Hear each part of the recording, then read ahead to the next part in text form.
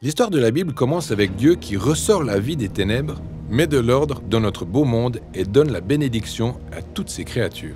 Attends, bénédiction? C'est l'un de ces mots religieux marrants. Oui, les gens font une bénédiction pour leur repas ou parfois après un éternuement. Ou alors, c'est une façon de dire que les choses vont bien en général, pour soi. Mais dans la Bible, une bénédiction est plus spécifique.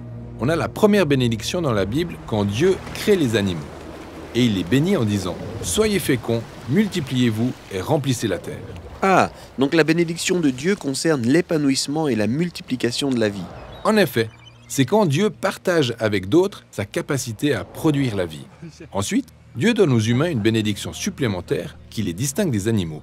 Non seulement nous sommes l'une des créatures de Dieu capables de générer une nouvelle vie, mais nous avons été établis comme l'image représentative de Dieu pour gouverner et superviser tout ce monde florissant en son nom. Donc, notre bénédiction consiste en partie à veiller sur la bénédiction de Dieu envers toute la création. Dieu veut que notre gouvernance s'appuie sur son abondance et que nous mangions de l'arbre de la bénédiction, soit l'arbre de la vie éternelle de Dieu. Or, il y a un autre arbre dont on peut se nourrir. Oui, et il représente cette décision d'essayer de saisir l'abondance et la vie, selon nos propres termes, par notre propre sagesse. Les humains rencontrent une créature trompeuse qui les incite à manger de cet autre arbre, présenté comme un raccourci vers la bénédiction. Mais au lieu de la bénédiction, cet arbre déclenche une malédiction. Une malédiction? Tu veux dire comme un sort qu'on jette? Non. Dans la Bible, la malédiction arrive quand Dieu livre les gens aux conséquences du fait de nous approprier la bénédiction selon nos propres termes. C'est une malédiction parce qu'au lieu de la vie et de l'abondance, nous nous retrouvons avec la misère, l'isolement et la mort. Donc, Dieu maudit le sol et au lieu d'une production fructueuse, il y aura la famine. Au lieu de régner sur le monde, ils devront travailler la terre jusqu'à leur mort. Aïe. Mais Dieu maudit aussi cette créature trompeuse qui a égaré les humains, en disant qu'un humain viendra un jour pour la détruire. Et cet humain naîtra dans un monde de misère, où les hommes, femmes, familles et tribus sont tous empêtrés dans de violents conflits. Si la bénédiction de Dieu est maintenant voilée par la malédiction, comment réussir à nous épanouir? Plus encore, comment pouvons-nous régner avec Dieu? Eh bien, c'est ici que l'histoire biblique prend un tournant intéressant. Dieu choisit un couple, Abraham et Sarah. Dieu les bénit et dit qu'ils deviendront une grande famille. Soyez féconds et multipliez-vous. Encore mieux, Dieu dit que sa bénédiction sur Abraham et sa famille sert un dessein bien plus grand, car par eux, la bénédiction de Dieu se répandra sur toutes les nations. Donc, attends, le plan de Dieu consiste à inverser la malédiction et à restaurer la bénédiction en bénissant d'abord cette famille? En effet, et cette famille fait l'expérience de la bénédiction de Dieu. Même lorsqu'ils traversent des périodes de danger et de misère, ils croissent pour devenir ce peuple immense, Israël. Et Dieu les emmène vers une montagne où il les invite à être ses représentants. Oui, Dieu bénira Israël afin qu'il puisse devenir une bénédiction pour les nations. Tout ce qu'ils ont à faire, c'est de faire confiance à la sagesse de Dieu et de vivre selon elle. Et ils apprennent qu'il s'agit d'un choix entre la vie et la mort, entre bénédiction et malédiction. Mais en continuant à lire, on voit que les Israélites ne se fient presque jamais à la bénédiction que Dieu leur a accordée. Leur histoire regorge d'épisodes de tromperie, de violentes luttes de pouvoir, entraînant la malédiction ultime, l'exil de leur terre et l'esclavage par des nations étrangères. Mais les prophètes d'Israël qui ont traversé toutes ces périodes s'appuyaient toujours sur la promesse de Dieu envers Abraham. Et ils anticipaient la venue d'un futur Israélite qui restaurerait la bénédiction de Dieu et inverserait la malédiction d'Israël et pour toutes les nations. Lorsque nous arrivons à l'histoire de Jésus, nous trouvons Israël toujours en proie à la malédiction et asservi sous le joug de l'Empire romain. Mais la confiance de Jésus en la bénédiction de Dieu était absolue. Il a affirmé qu'elle se manifestait d'une nouvelle manière à travers lui. Il voulait que ses disciples se fient à l'abondance de Dieu, partagent et soient généreux. Et il a même enseigné à ses disciples à bénir les gens qui les maudissaient.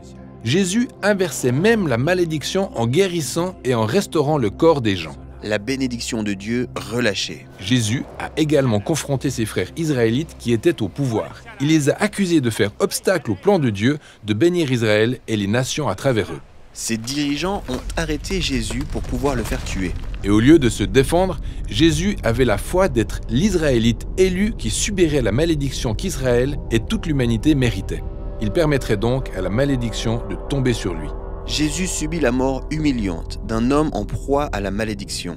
Mais, tout comme au commencement, où Dieu a ressorti la vie et la bénédiction des ténèbres à travers Jésus, Dieu inverse le processus de la mort en le ressuscitant. La malédiction est mise à mort pour que la bénédiction de la vie de Dieu puisse se répandre à nouveau.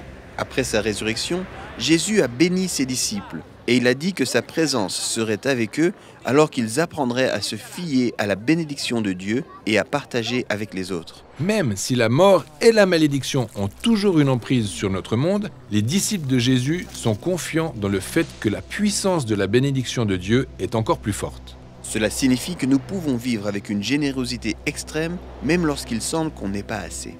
Ce qui nous amène à la conclusion du récit biblique où chaque nation bénéficie des dons de l'abondance de Dieu parce que dans le nouveau monde de Dieu, alimenté par la puissance vivifiante de Jésus, il n'existe plus de malédiction. Bonjour à tous, je suis Inès de Bible Project français. Bible Project est un studio d'animation. Nous faisons des vidéos explicatives de la Bible qui accompagnent tout un chacun à vivre la Bible comme une seule et même histoire qui mène à Jésus. Nous sommes un studio qui est basé à Portland, Oregon, aux États-Unis. Nous produisons des vidéos dans notre studio en anglais et ensuite elles sont traduites par nos équipes francophones. Tout ce que nous faisons est gratuit et disponible sur notre site internet et sur notre chaîne YouTube grâce à la générosité de plein de gens qui contribuent par des dons à la construction de ce projet. Actuellement, nous sommes en train de travailler sur la traduction de notre série sur le Sermon sur la montagne. C'est une série qui aura 10 épisodes et qui parle d'un des enseignements les plus connus de Jésus et un des discours les plus célèbres de l'histoire. Si vous souhaitez contribuer au développement de Bible Project en français et vous êtes basé en France, vous pouvez contribuer à travers l'Alliance biblique française avec qui nous sommes en collaboration et où je suis accueillie actuellement. Si vous êtes basé ailleurs, vous pouvez aller directement sur le site internet de bibleproject.com, sur le site en anglais, pour en savoir plus. Merci à vous pour votre soutien. Rendez-vous sur notre site internet, sur notre chaîne YouTube pour en savoir plus. Et vous pouvez aussi souscrire à notre newsletter pour avoir toutes les actualités de Bible Project en français.